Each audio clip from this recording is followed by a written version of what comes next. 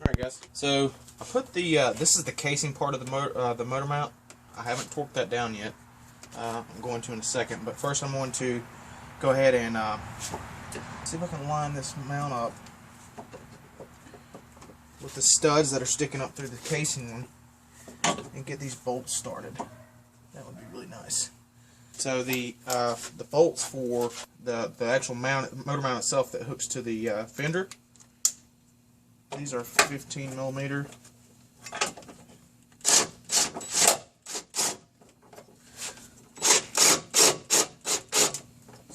Okay, and the ones that hook into the cylinder head were 13 millimeter, I believe. Have to be jacked up. Let me jack up the.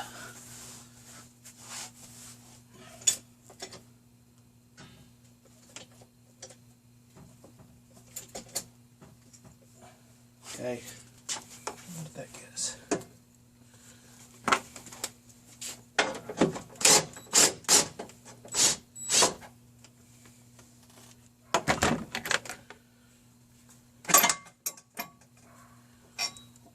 Okay, maybe I'll guide that.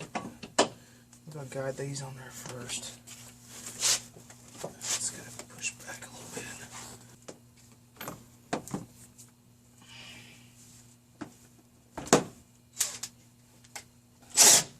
If you have a friend, this is where it comes in handy. It certainly is awkward. In one of my previous videos, I was fighting something and I ended up rage quitting.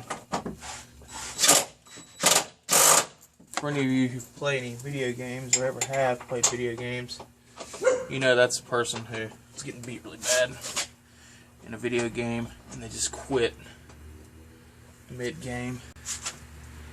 A lot of times leaving the person who was beating them without points or whatever. Okay, so that's all. These bolts are started. They're certainly not tightened down. I think I'm going to move a stand up underneath the old pan, and then I'm going to have to I wonder if that seats all the way down. I guess it does. So I've got a little ways to go, about 2 inches or 1.5 inches, to jack this side of the block up.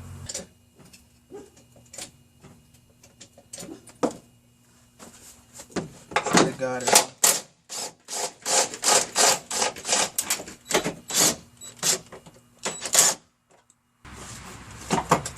Okay, there we go.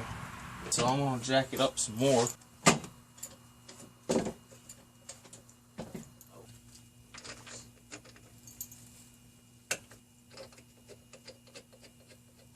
Okay, so we're going to look at the specs really quick. This engine mount. Okay, they call this the right hand mount. That's the mount we're working on right now. 59 foot-pounds to the engine. Okay, let's go ahead and do those. There's 4 of those. 13 mil. I'm going to really snug them up really good on each side first. By the way, I've already done some research on these motor mounts. I was tempted to go ahead and replace this one. And I did some reading, and you can get them pretty cheap on eBay. Apparently they're complete garbage. So you really need to get the Ford ones. People are getting like 20,000 miles or something ridiculous like that out of the aftermarket ones, the cheap ones. So if you can afford it, and it's going to cost you several $100 to get the Ford ones, especially if you're going to do all the motor mounts. But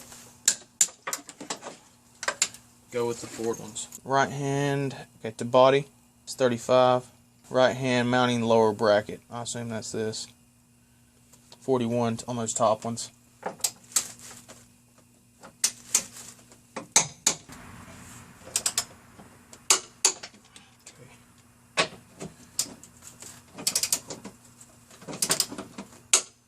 I guess it's the right hand mounting lower brackets, 41. I sure hope that's it.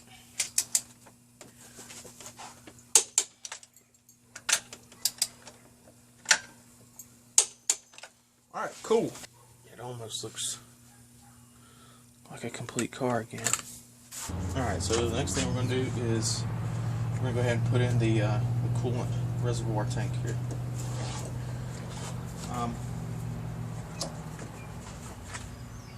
Let's see. So it's just down right over the top of this motor mount here. This backside has a clip that slides over a metal piece over here. And there's a 10mm bolt.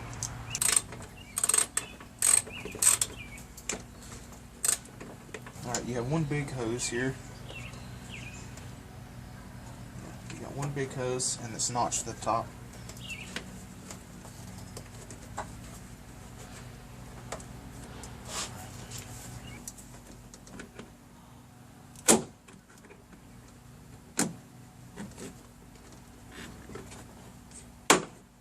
Alright, that's on there.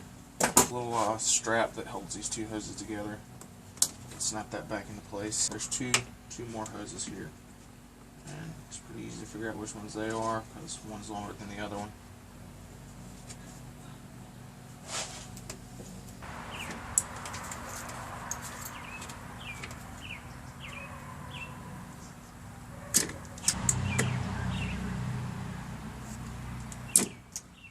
Alright, so my next step is going to be putting this air tube that connects to the airbox and to the front of the engine compartment here. So basically, you want to go underneath your battery cables if they're still laying there. And there's a little slot that this piece slides down into to lock it into place.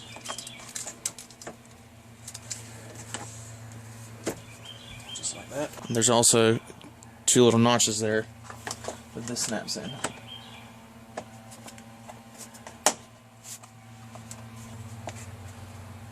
Put those down, you can give them a few turns to snug them back up there.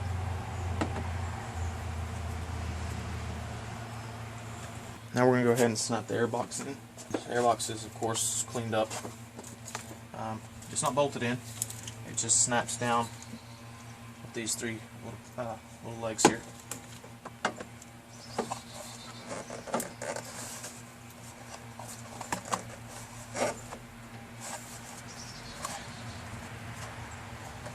And your air tube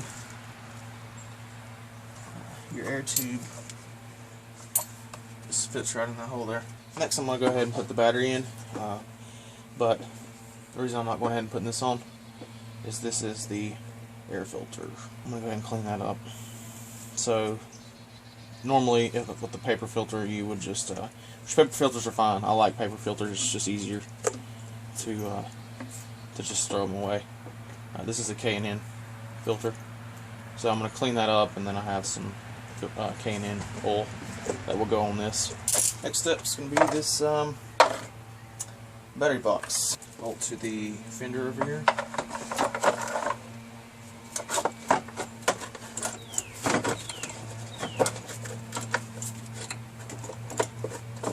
Make sure you're not crushing any hoses or anything.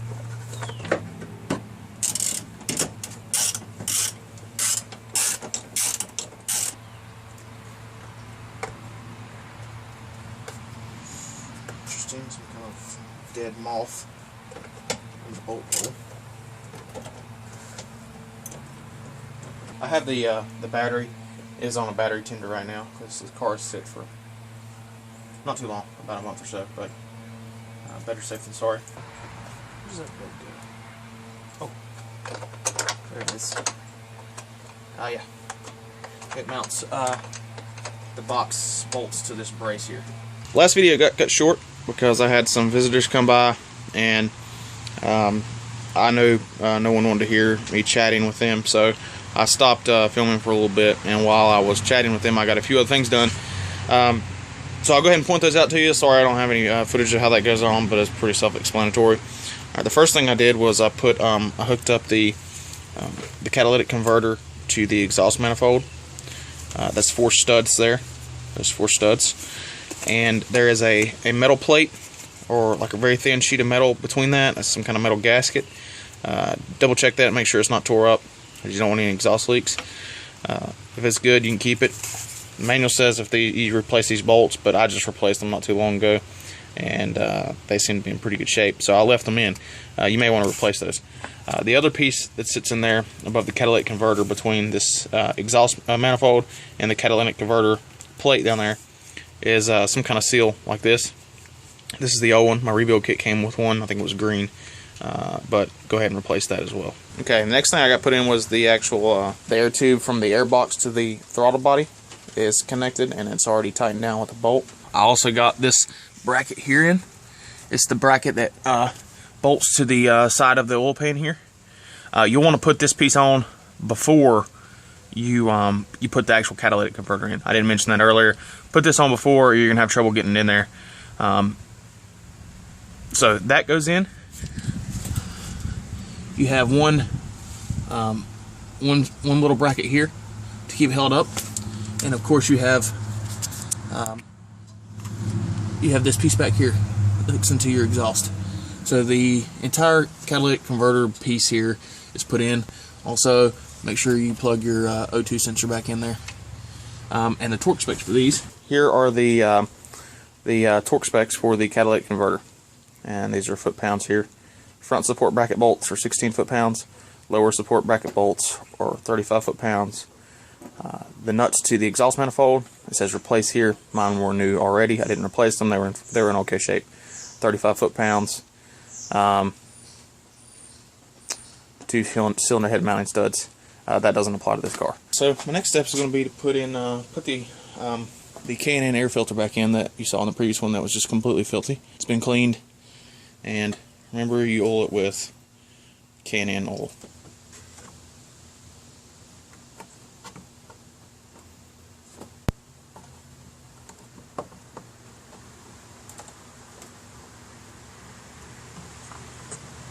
And you want to make sure you wipe off with a shop rag as much of that excess oil as you can. I let that one actually sit overnight because you know, with the mass airflow sensor right there, I don't want to get a bunch of oil thrown on it. I usually let mine sit for a little bit and let it get a little tacky.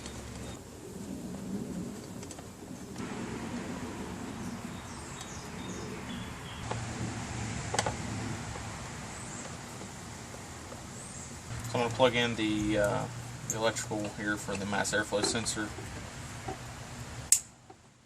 And I think we're done with the airbox now.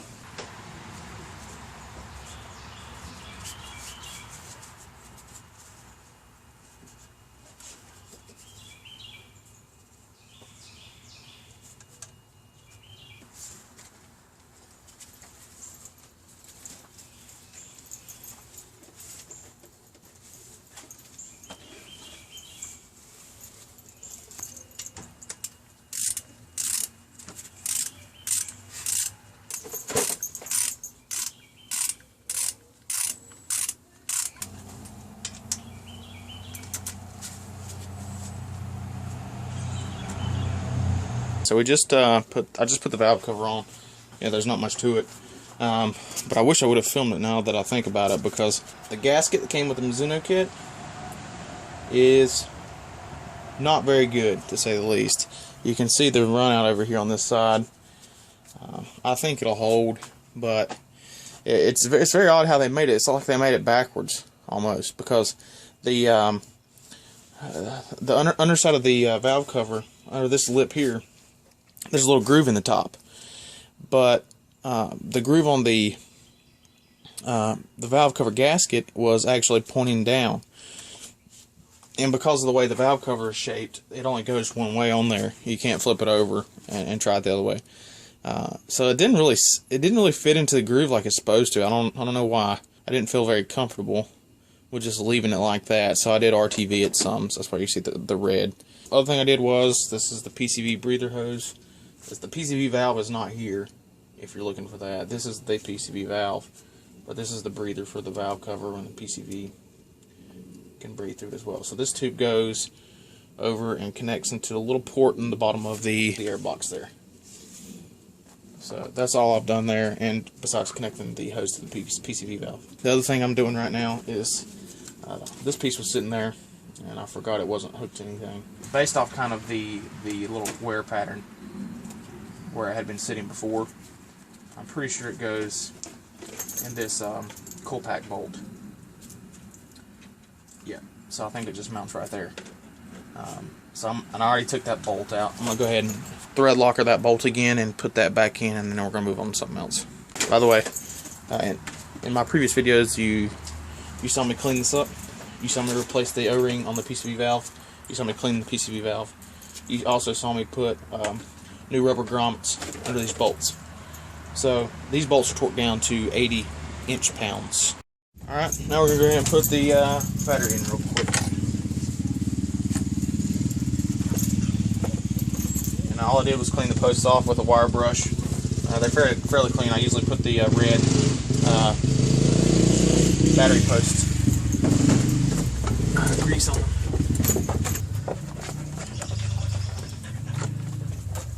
Put 4 quarts of Mobil 1, 6 quarts of coolant, and you may not be able to get all 6 quarts in, but if you squeeze the lines, you can squeeze some through. A little bit more.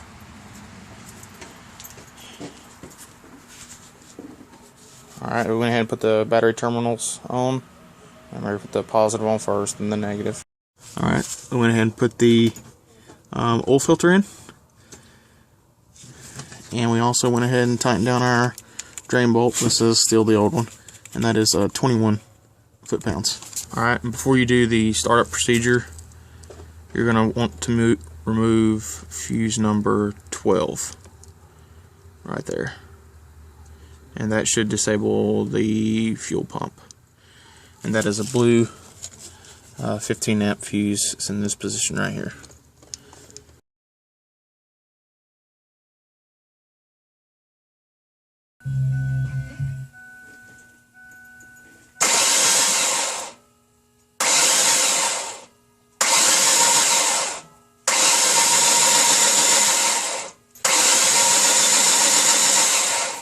I'm just putting back in the 15 amp fuse for the fuel pump.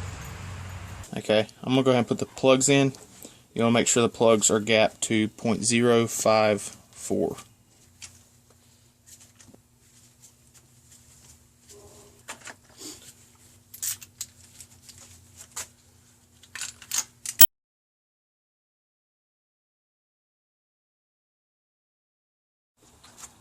Alright, so we've got our plugs and wires installed now, and they're all connected to the cool pack, and the fuse number 12 is in now.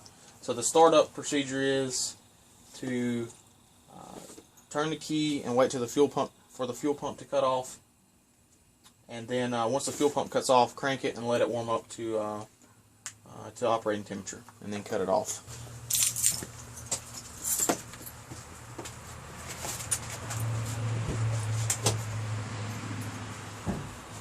Yes.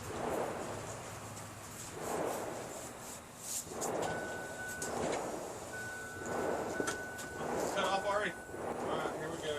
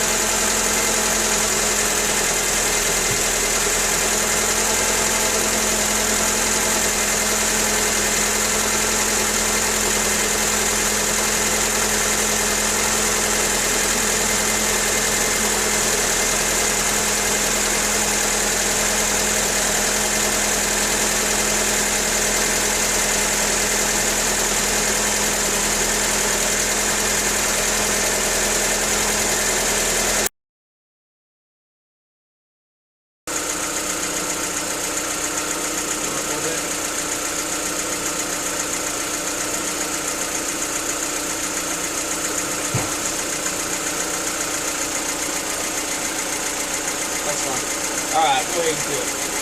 Drive the vehicle to an area with no traffic, accelerate from 30 to 50, then allow the vehicle to slow to 30 with the throttle closed. Repeat the procedure 10 or 12 times. this will load the piston rings and cause them to seat properly. Drive the vehicle gently for the first 500 miles. Alright. Hey guys. This is about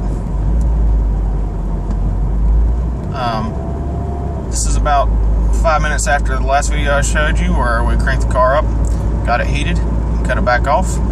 I had about 3 inches of pollen stuck on the front glass, so I had to give it a quick squirt. And I'm off to find me a little flat area where I can get it up to about 50 or so and then drop it back down to 30. Let it kind of engine brake itself. So that's what I'm going to do now. I got a pretty good spot for that kind of thing where there ain't no traffic. So now I'm going to go try to get these rings to seat properly. Alright guys, this is going to be the last little short video of the Focus rebuild series of videos. I drove the car last night for about 30 minutes, varying the speeds, going from about 50, letting an engine brake down to about 20 or 30, and then just repeating that over and over and over, trying to get the rings to seat as good as I could. There may be another way to do it. That's kind of the only way I've ever known to do it. And there's people like dirt bike stuff.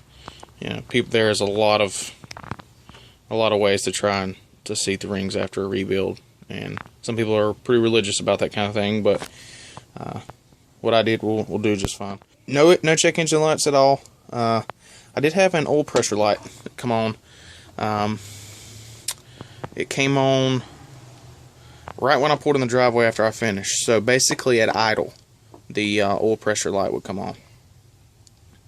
And didn't make a lot of sense, because you know, sometimes you can do that with like worn out engine parts and stuff. And the bearings on the crank look excellent. And it's got new bearings on the connecting rods, so it didn't make a lot of sense. So I got under there and looked, and I was leaking a little bit of oil. And I was leaking oil in 2 spots actually. One was just around this like this oil pressure sensor, or maybe this is called the sending unit. Anyway, this is on the back of the block, near the oil filter on the block. And it was something we didn't have to unhook, so it was never unhooked, but it was leaking around the threads of this. So I went out to AutoZone today and picked up a new one, and it was only like 15 bucks for this. I took this one out, I Teflon taped the new one around the threads, and I put the new one in, and that stopped that leak. And the oil pressure light has yet to come on, so that solved that problem. The other problem, and the more annoying problem, was actually at the back of the oil pan, where the intake manifold brace mounts. I had a leak at the Old Pan Gasket. So, and that's, I'm sure that is simply because these gaskets did not fit properly. These cheap gaskets, just horrible. Anyway, so I went ahead and dropped the pan again. I had to take the catalytic converter out, drop the pan, and I put a gasket creator or maker around the entire pan. And I actually haven't ran it since that, because I just finished that about a half an hour ago. The other oil leak I originally thought was from the pan. That's kind of what I tracked it down to. I didn't see any oil higher than the pan, so I figured it was the pan. So I dropped the entire pan today for the second time, and I redid the entire gasket there, and I made sure to put gasket maker around the entire pan, and especially the spot it was leaking at before. So this is what threw me off a little bit. It's leaking. It was leaking in the exact same spot. I just took it for a drive about an hour ago, and it's leaking the exact same spot, or what I thought was the exact same spot. And so I was like, that can't be possible. I put a lot of gasket maker in that part of the oil pan. I got out my little mirror so I could see in all the little nooks and crannies back there. This is the little mirror I used. Kind of down in here, and you got to kind of shine the flashlight. And I figured out what was leaking. And I figured that out about 5 minutes before I was going to take the pan off for the third time. It's actually not the pan at all. The pan is sealed up perfectly. What is actually leaking is the oil dipstick tube. I just want to say thank you to anyone who has actually watched the entire playlist or the entire series of videos about this rebuild. I really do appreciate it if you watch the entire thing. If this video was helpful to you, or if the whole series was helpful to you in any way, even if you thought I did a bunch of stuff wrong, but let me know about it. Comment and rate my videos and subscribe to my channel, because I'm going to be doing some other things in the future, kind of similar to this. But anyway, thanks for watching my entire series on rebuilding this engine. I hope you enjoyed it. I hope you learned something from it. And I hope I didn't waste your time with my videos. Thanks, guys.